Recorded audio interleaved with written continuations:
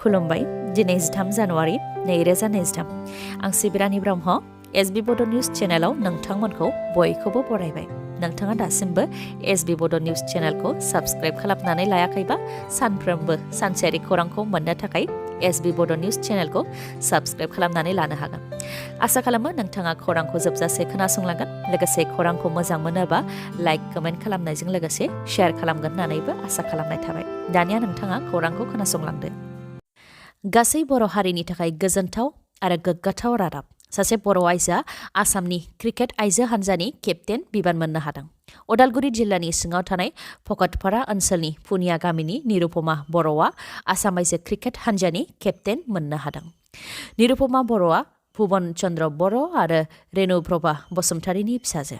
आसाम आइजो क्रिकेट हान्जानि केप्टेन जानो हानायखौ गोजोननायजों लोगोसे गोग्गानाय मोननायखौ फोरमायथिदों नखरनिफोरा।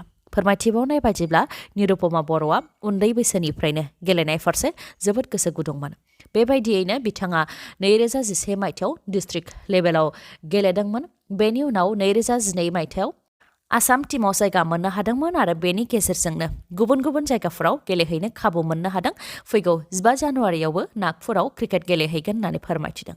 निरुपमा बर'आ गेलेनायनि गेजेरजोंनो जिउआव जाफुंसार जानो हानायखौ लानानै बिथांनि बिमाया गोजोननाय फोरमायथिनायजों लोगोसे गासैखौबो खावलायहरदों दि जाहाथे गाव गावनि फिसाफोरा जेराव गोसो दं, जेरै फरायनाय एबा गेलेनाय, दामनाय देनाय, मोसानाय, जाय जेराव गोसो दं बेयावनो एंगारनांगौ होननानै खावलायो बिथाङा।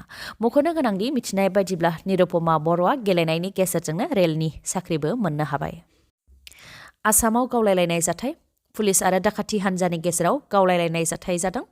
आसामनि कार्बि आंलं जिल्लानि बकलियाघाट पुलिस थानानि सिङाव थानाय टेकेराजानाव पुलिस आरो दाखाथि हान्जानि गेजेराव गावलायलायनाय जादों।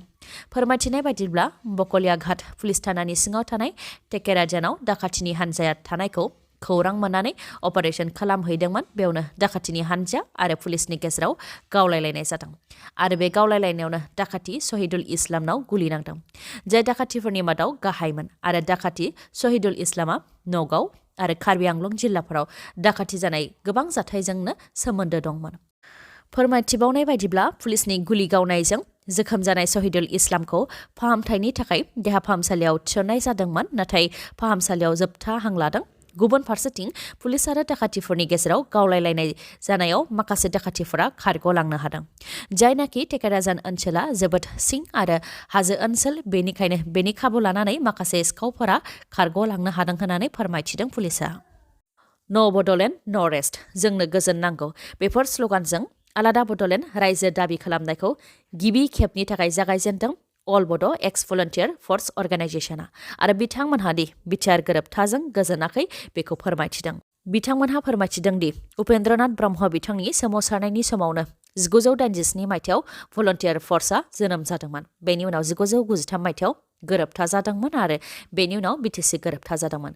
बिटिसि गोरोबथा जानायनि उनाव बर'फोरनि हालामाव माखासे सम मोजाङैनो सोलिदोंमोन, नाथाय बिटिआर गोरोबथा जानायनि उनाव बिटिसिनि पावार आरो फांसन अदेबानि गोहोफोरा सानफा एफा जोबलांदों आरो दा गासैबो डिसिनि आखायाव थांबाय। सुपारभाइजिं एन्ड मनिटरिंनि गोहोआ डिसिनाव फैफिनबाय। बिटिसिआव बर' लाइमोन सेंग्रा सिख्लाफ्रा साख्रि होनो हानाय गोहो दंमोन, नाथाय दा 3rd आरो 4th ग्रेडनि साख्रि होनो हाला। हानि मोन्थाय मोननो हायाखै। ट्राइबेल बेल्ट एन्ड ब्लकआव आयेन बेरेखायै सुबुंफोरा हा आवग्रिनानै लादों, बेनिखायनो बेफोरखौ सहायनो हायाखै होननानै बुंथिदों बिथांमोनहा। जायनाखि भलन्टियार फर्सआ सोमावसारनायनि गेजेरजोंनो जोनोम जानायमोन, बेनिखायनो बेफोरखौ सहायनो हायैयावनो बोराय बैसोआवबो सेंग्रानि गोसो लानानै गोदान आफाद दाफिननानै गोदान आवाज होदों होननानै बिथांमोनहा फोरमायथियो। बेनि अनगायैबो बड'फा उपेन्द्रनाथ ब्रह्मनि सिमांखौ मोगथाङाव जाफुंहोनो थाखाय सोमावसारफिनदों आरो बयबो बर'फोरानो बेनि सायाव सांग्रां जानानै खौसेयै आलादा बड'लेण्डनि थाखाय जाहाथे ओंखारबोयो, बेनि थाखायबो खावलायहरो अल बड' एक्स भलन्टियार फर्स अर्गानाइजेसननिफ्राय। लोगोसे बुंथिदों दि बिटिआर गोरोबथाजों बिथांमोनहा गोजोन गैया आरो बियो मोनसे जोबथा एबा फाइनाल सल्युसन नङा होननानै बुंथियो। आरो अल बड' एक्स भलन्टियार फर्सआ आलादा बड'लेण्डनि थाखाय सुबुंखान्थिनि गेजेरजों बेबायदिनो सोमावसारलांबाय थागोन। उननि समाव गुवाहाटि आरो दिल्लीफोरावबो धर्ना हाबाफारि लाहैगोन होननानै फोरमायथियो बिथांमोनहा। आरो गिबि सोमावसारनायाव डिसिनि गेजेरजों भारतनि गाहाय मन्त्रि नरेन्द्र मदि, नखर मन्त्रि अमित शाह आरो प्रेसिडेन्टनिसिम आलादा बड'लेण्डनि थाखाय गोसोखां बिलाइ गथायदों होननानैबो फोरमायथियो बिथांमोनहा। मोननै रोखोमनि गुजुनायनि मुलि अदेबानि कफ सिरापखौ लोंनो नाङा होननानै सांग्रांथि होदों वर्ल्ड हेल्थ अर्गानाइजेशन WHO आ।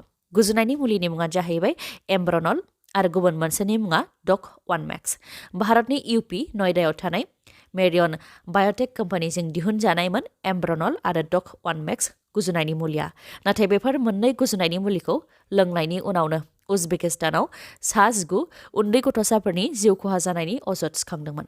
बेनि उनावनो central drugs standard control organisation CDSCO आरो Uttar Pradesh food safety and drugs administration department UPFSD आ गुजुनायनि मुलिनि सेम्पल लानानै टेस्ट खालामदोंमोन, जेराव गोबां बिबांनि डाइ इथाइलिन ग्लाइकल आरो इथाइलिन ग्लाइकल जाय बिस गोनां बेखौ मोननाय जादोंमोन।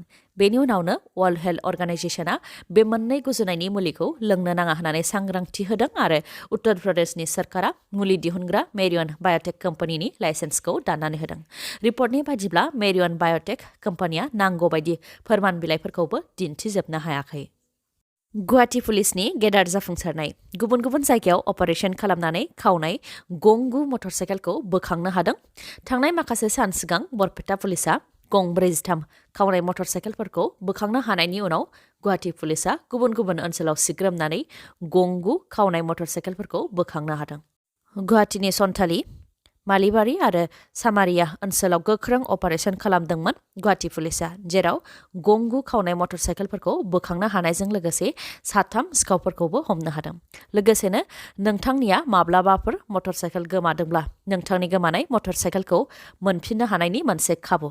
थांनाय 2012 मायथाइनिफ्राय सिखावफोर खावनाय गं 43 मटरसाइकेलफोरखौ बरपेटा पुलिसा गुबुन गुबुन जायगानिफ्राय हमनो मोननायनि उनाव गोमाजानाय मटरसाइकेलनि बिगोमाफोरा जाहाथे मटरसाइकेलखौ मोनफिननो हायो बेनि थाखाय मटरसाइकेलनि डिटेल्सफोरखौ फोसावदों, जेरै मटरसाइकेलनि model, registration number, engine number आरो चेसिस नम्बर बेफोरखौ फोसावनानै होदों। नोंथांनिया 2012 नि उननिफ्राय माब्लाबाफोर मटरसाइकेल गोमादोंमोनब्ला मबाइलनि स्क्रिनाव नायनानै लानो हागोन। बरपेटा पुलिसा बोखांनो हानाय मटरसाइकेलफोरनि मादाव Bajaj Pulsar, TVS Apache, Yamaha FZ, Bajaj Platina, TVS Radeon, TVS Victor, Bajaj CT 100, Hero super Splendor आरो माखासे।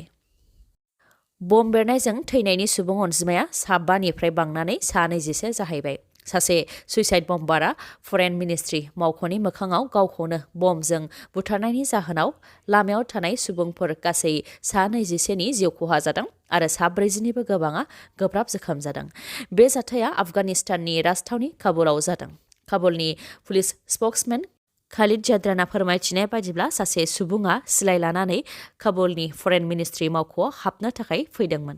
बेयावनो मावख'नि मोखाङावनो गावखौनो बमजों बुथारदों, जायजों गिबियाव 7 सुबुंनि जिउ खहा जादोंमोन आरो गोबां सुबुंफोरानो जोखोम जादोंमोन। उनाव देहा फाहामसालियाव थैनायनि सुबुं अनजिमाया बांनानै 26 जाहैदों। रिपर्टनि बायदिबा आफगानिस्तान हादरखौ तालिबान उदखारिफोरा हाथियारनि गोहोजों दखल खालामनायनि उनावनो ISIS उदखारि हान्जाया आफगानिस्तान हादराव गोबां खेब बेबायदिनो बम बेरहोदों। मागो फोरबोनि समाव काजिरङा नेशनेल पार्कनि साखाथि ओनसोलफोराव सेक्सन 144 फोसावदों। काजिरङा नेशनेल पार्क ओनसोलनि बुरहा पाहार आरो बागरी रेन्ज ओनसोलफोराव मागो फोरबोनि समाव रोजा रोजा सुबुंफोरा नेम थाखानाय बायदियै काजिरङा नेशनेल पार्क ओनसोलाव थानाय बिलोफोराव ना हमनो थाखाय फैयो आरो बेजों जुनार थाग्रा जायगायाव खहा खालामनाय जायो होननानै गलाघाट डिस्ट्रिक्ट एडमिनिस्ट्रेशन आरो काजिरङा नेशनेल पार्क अथरिटिया बे ओनसोलाव सेक्सन 144 फोसावदों, जेराव काजिरङा नेशनेल पार्क ओनसोलाव 7 गोबां सुबुं जमा जानो मोननाय नङा, धर्ना लानो मोननाय नङा आरो माबा मोनसे समाजनि मेल मिटिं खुंनो बा गनायथि लानो नांगोन होननानै अर्डाराव फोसावदों। नङाबा आयेननि राहा लानाय जागोन होननानैबो अर्डाराव फोसावदों। गेस सिलिन्डार लिक जानानै गासै न'आवनो अर खामनायजों नखरसेनिनो 7 सुबुंनि जिउ खहा। जिउ गोमानायनि मादाव बिसि फिसायजों लोगोसे 18 आरो 16 बोसोर बैसोनि 2 फिसाजोफोर आरो 10 आरो 12 बोसोर बैसोनि 2 फिसाज्लाफोर। गेस सिलिन्डार लिक जानानै खेबसेयैनो नखरसेनि 7 सुबुंनि जिउ खहा जानाया हारियानानि पानीपतनि पिचपारी गामियाव जादों पुलिसा जाथायनि सायाव फोरमायथिनाय बायदिब्ला गेस सिलिन्डारनि लिक जानायजों जेब्ला गेस सिलिन्डारा बेफ्रुनानै सोदोब जादोंमोन अब्ला खाथि खालानि सुबुंफोरा नुजाथि फैदोंमोन नाथाय रायजो राजाफोर सौफैनायसिमाव अरा गिख्रंथाव महर लाबायमोन जायनि थाखाय रैखा खालामनो नाजासेयावबो रैखा खालामनो हायाखै होननानै फोरमायथिदों रायजो राजानि अनगायैबो पुलिस आरो रेस्किउ टीमाबो जाथायथिलियाव सौफैबायमोन नाथाय रैखा खालामनो हायाखै जायनि थाखाय नखरसेनिनो 7 सुबुंफोरा खेबसेयैनो खामथारजानो गोनां जादों होननानै फोरमायथिदों मोनसे फोसावनाय गोदान बोसोरनि अफार फोसावदों मानास अट' श'रुमा नोंथांमोनहा गोदान बोसोरनि गोदान मटर साइकेल बायनो गोसो दंबा मानिकपुर पुलिस थानानि साखाथियाव थानाय मानास अट' श'रुमनिफ्राय मटर साइकेल आरो स्कुटिखौ बायनो हागोन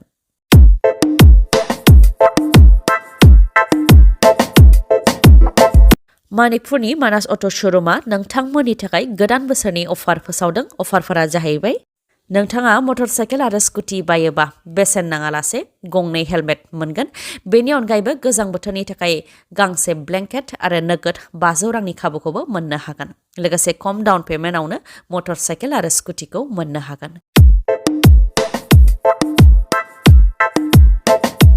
जायखिजाया कम्पानिनि मटर साइकेल आरो स्कुटिखौबो सोलायनो हानायनि खाबु दं मानास अट' श'रुमाव अब्ला नोंथाङा माखौथो नेबाय थाखो नोंथाङा मानास अट' श'रुमाव फैनानै गावनि साननायखौ जाफुंहोफैनो हागोन मिथिबावनो हास्थायोब्ला 7060601255 नङाबा 9101272776 बे नाम्बाराव कल हरनानै सावरायहरनो हागोन खौरांखौ जोबजासे नायनायनि थाखाय गोजोन्थों नोंथाङा जुदि खौरांखौ मोजां मोनदोंबा अन्नानै लाइक कमेन्ट आरो शेयार खालामनो दाबाव गोजोन्थों